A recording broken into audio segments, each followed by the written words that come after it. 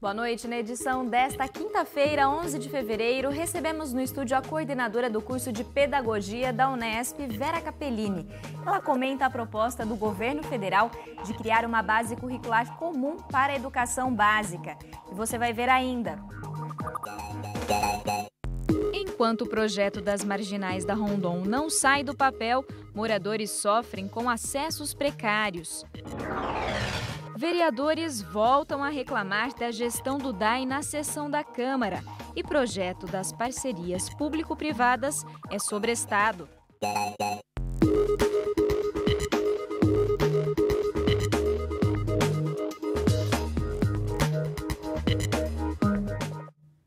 A construção de marginais no trecho urbano da rodovia Marechal Rondon está prevista para ter início no mês que vem em Bauru.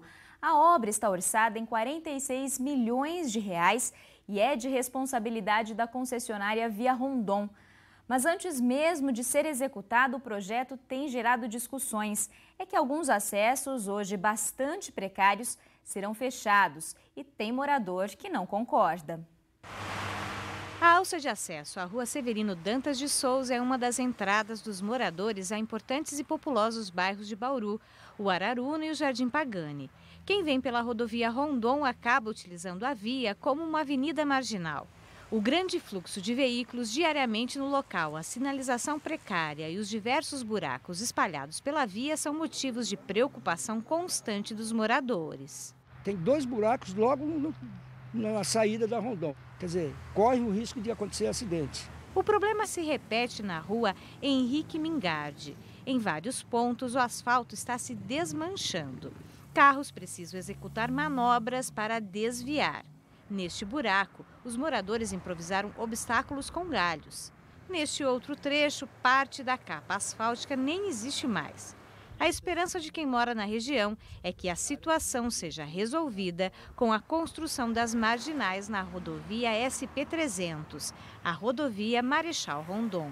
A marginal terá que ser uma via mais ampla, mais larga, com melhor condição de pista de rolamento, para melhor desenvolvimento da velocidade, tudo, para os carros andarem mais à vontade. A construção de marginais no trecho do perímetro urbano da SP-300 tem por objetivo diminuir o fluxo intenso de veículos e evitar o número de acidentes que são recorrentes, principalmente em trechos como este. Segundo o secretário de Obras da Prefeitura de Bauru, serão investidos na construção dos 11 quilômetros de marginais nos 2 lados da SP-300 mais de 46 milhões de reais. As obras estavam previstas para março, mas para isso, áreas que pertencem ao município ainda devem ser repassadas ao Estado. Isso aí já deveria ter começado.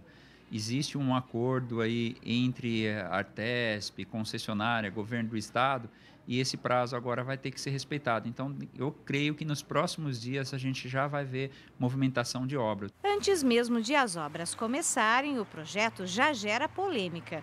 Alguns acessos devem ser mantidos, como o do núcleo Meiridota. Outros, como o que liga a rodovia ao Jardim Pagani, serão fechados.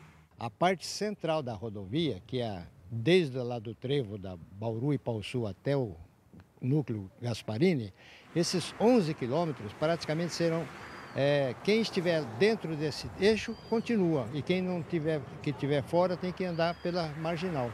Então vocês concordam com essas mudanças? Plenamente, claro, isso aí vai praticamente nos tirar da rodovia da nossa via de acesso, mas em compensação teremos melhoria no que está hoje muito precário. O representante dos moradores do Araruna diz sentir falta de diálogo com a população, que poderia ajudar a criar alternativas. Nós precisamos discutir as entradas dos bairros, senão vai acontecer que nem aconteceu na Pousada da Esperança, Vila São Paulo, que ficou ali um risco, um antro de acidente.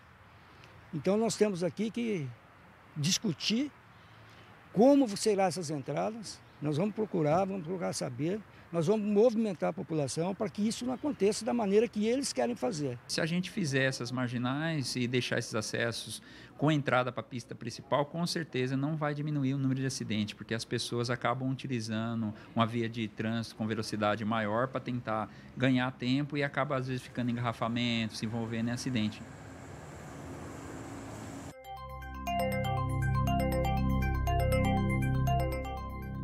Já choveu forte hoje durante a tarde em alguns pontos da cidade e a previsão é de que o tempo permaneça instável aqui na nossa região. Vamos conferir as informações no mapa. Chove neste momento na maior parte do estado de São Paulo, situação que deve se estender até o fim de semana. Em Bauru, pode voltar a chover hoje ainda. E na sexta-feira não estão descartadas chuvas isoladas no fim do dia. Agora a umidade do ar está alta, em 98%. Os ventos sopram a 7 km por hora. A temperatura mínima hoje foi de 21 graus. Já a máxima foi registrada às 2 da tarde e chegou aos 33. Para amanhã, mínima de 20 e máxima de 34 graus. Agora um recado para os estudantes. Sai amanhã o resultado da segunda chamada do ProUni. O programa concede bolsas de estudo integrais e parciais em instituições de ensino superior privadas. Os candidatos que forem selecionados têm até o dia 18 deste mês para entregar na instituição de ensino a documentação que comprova o que foi relatado na ficha de inscrição. O resultado será divulgado no site do ProUni. A seguir, os assuntos debatidos na sessão da Câmara. Situação e oposição se unem em críticas à administração do DAI. É daqui a pouco, voltamos já. Por conta do Carnaval, a sessão da Câmara foi realizada nesta quarta-feira. Na pauta de votações, o projeto das parcerias público-privadas, que já havia sido sobrestado 3 vezes no ano passado. Mas foi a interrupção no fornecimento de água em bairros atendidos pelo Rio Batalha no fim de semana que motivou discursos exaltados na tribuna. Nem mesmo os vereadores da base aliada pouparam críticas à administração do DAI e à Prefeitura de Bauru. O vereador Carlão do Gás afirma que, apesar do apoio à atual administração nos últimos anos, é impossível permanecer calado diante de vazamentos, falta d'água e sucateamento da autarquia. Isso não quer dizer que estou rompendo com o governo local, pelo contrário, vou continuar do lado do prefeito Rodrigo Agostinho. Por mais que ele esteja sendo atacado indiretamente, é porque não está tendo coragem de tomar algumas decisões que deveria ter tomado já há algum tempo, principalmente com relação à autarquia, que é o DAI. Não dá mais. A oposição também fez críticas ao DAI e exigiu ações imediatas do prefeito. No momento que a gente vê que uma autarquia como o DAI, que tem a responsabilidade de fornecer água potável a mais de 400 mil moradores do nosso município, tem o dever de fazer a coleta de esgoto, o seu tratamento, isso é saúde pública. Né? Nós não podemos permitir mais que essa empresa tão importante, que presta um serviço essencial e vital para a vida da nossa população, possa dar continuidade a essa administração tão amadora como nós estamos vendo. Para o vereador Roque Ferreira, a situação atual da autarquia é resultado de anos de falta de gestão. O DAI vem sofrendo um problema, hoje mais acentuado, que é o boom da construção civil. De 2009 a 2014, se construiu demais na cidade de Bauru, sem que a gente pudesse planejar esse desenvolvimento. E mais, os grandes empreendedores não devolveram para a cidade aquilo que deveriam devolver em termos de parcerias, né? Ou seja, nós não tínhamos o estudo de impacto de vizinhança. Então a cidade perdeu entre início de 2009 e o final de 2014 mais de 400 milhões de reais em termos de contrapartida. E o projeto de lei de autoria do Executivo sobre o Programa de Parceria Público-Privada voltou à pauta. O projeto foi apresentado em agosto do ano passado, mas foi retirado de votação em várias ocasiões. Entre os motivos, a pressão do Sindicato dos Servidores, que é contra o projeto. Na opinião do vereador Paulo Eduardo de Souza, as parcerias devem estimular a geração de emprego. Há um equívoco nessa interpretação de que a PPP vem para tirar emprego de quem já tem. Pelo contrário, a PPP tem a expectativa de criar novos empregos além dos que já existem. E ela vem de encontro a uma expectativa de suprir a escassez de recursos do sistema público para novos projetos. O vereador Roque Ferreira discorda. No meu entendimento, é um projeto de lei que não atende os interesses da maioria esmagadora da população e tampouco do próprio município. Os projetos da parcerias público-privada nada mais são do que a decretação da falência do Estado em favor de interesses muito conservadores e do capital privado, né? Um projeto que chegou aqui à Câmara de maneira oportunista, inclusive com o prefeito dizendo que não tem interesse em aplicar a parceria público-privada. O líder do governo na Câmara diz que o Legislativo não cedeu a pressões dos servidores para adiar o projeto. Ele defende a necessidade de os vereadores se aprofundarem no tema. Eu acredito que é um assunto que deva ser sobrestado, não acredito que seja votado hoje, para que a gente possa se aprofundar, construir a nossa opinião e que a gente possa votar e aprovar algo que seja bom, tanto para a cidade de Bauru, nossa cidade, quanto para os servidores municipais de Bauru. E o projeto das parcerias público-privadas, como já esperavam alguns parlamentares, foi sobrestado por 10 sessões ordinárias. O pedido foi feito pelo vereador Paulo Eduardo de Souza. Agora a gente fala de esporte. A Federação Internacional de Basquete anunciou na tarde de ontem que a cidade de Bauru vai sediar o Grupo E da Liga das Américas. Como anfitriã da chave, a equipe bauruense vai receber o Mogi das Cruzes, o time argentino Quimsa e o uruguaio Malvin. Os jogos do Grupo E serão realizados de 19 a 21 de março no ginásio Panela de Pressão. E no próximo bloco a gente fala sobre a proposta do governo federal de definir uma base nacional curricular para a educação básica. A gente recebe aqui no estúdio a coordenadora do curso de Pedagogia da Unesp em Bauru, Vera Capellini. Então fique ligado que nós voltamos já já. Está aberta até 15 de março uma consulta pública pela internet para discutir o texto preliminar do documento que vai dar origem à Base Nacional Comum Curricular.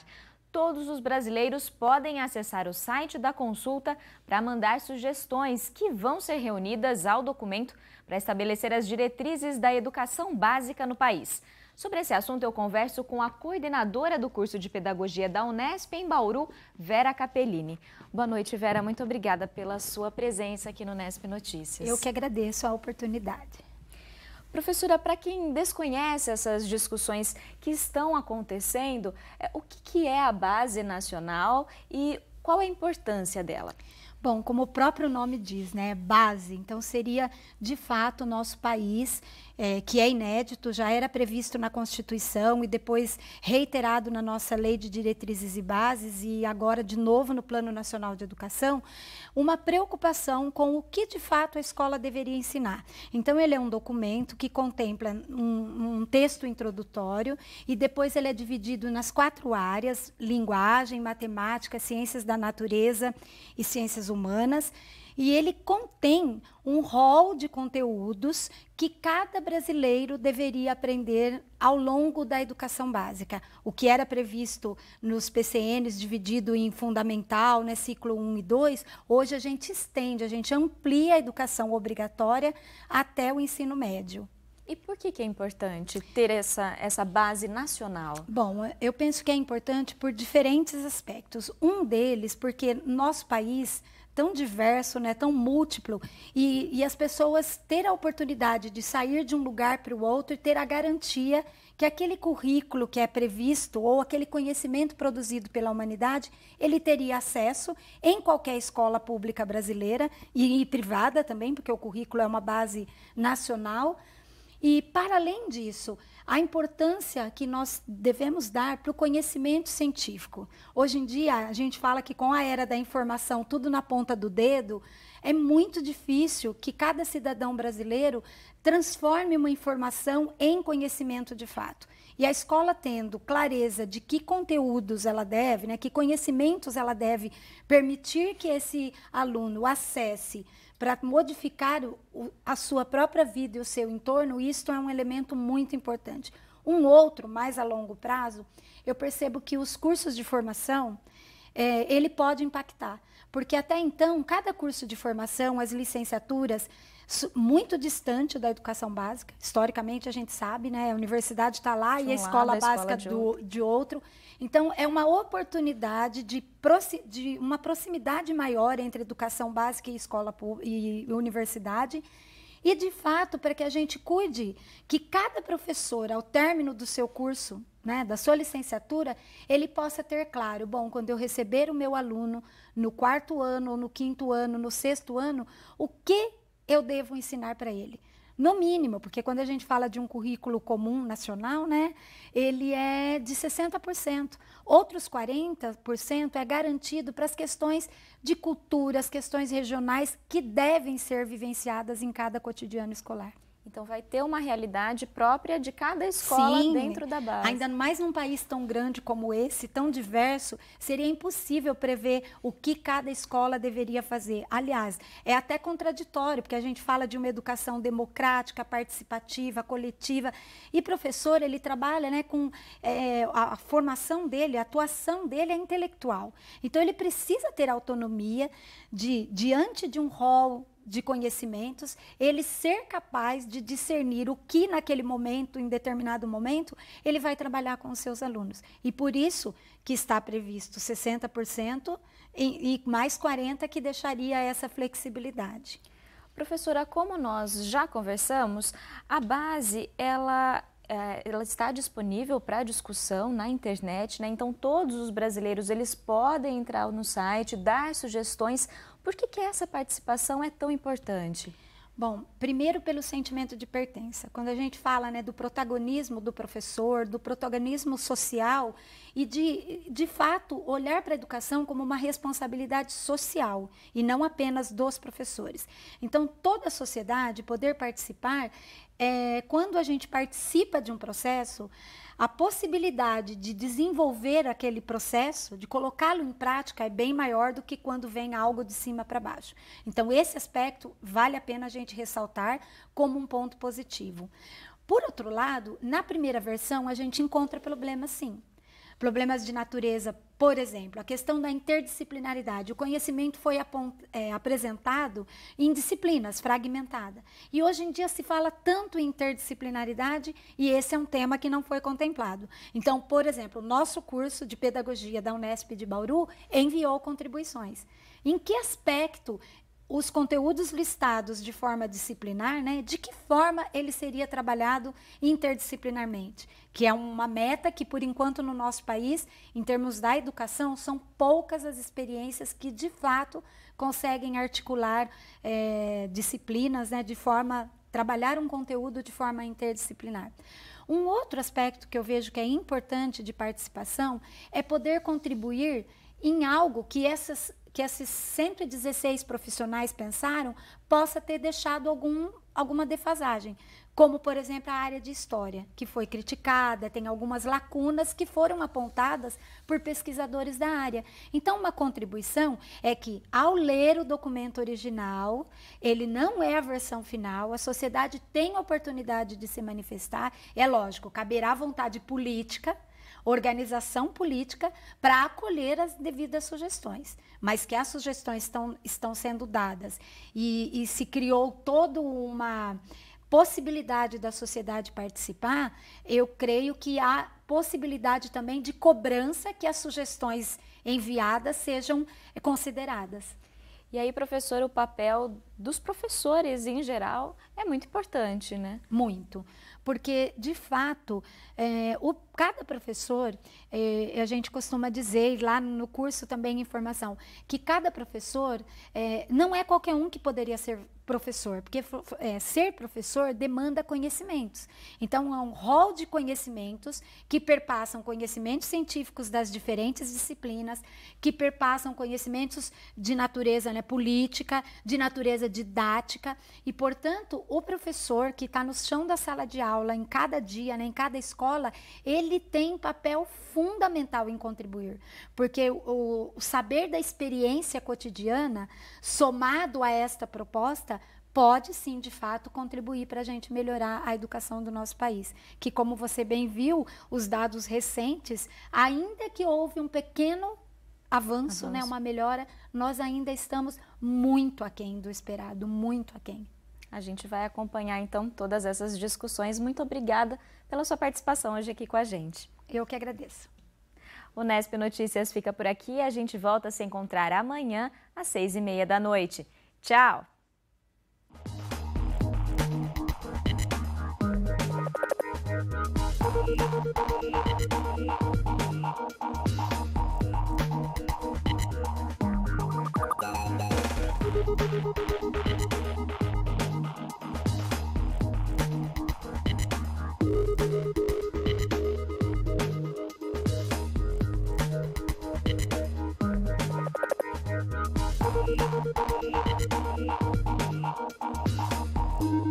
Thank you.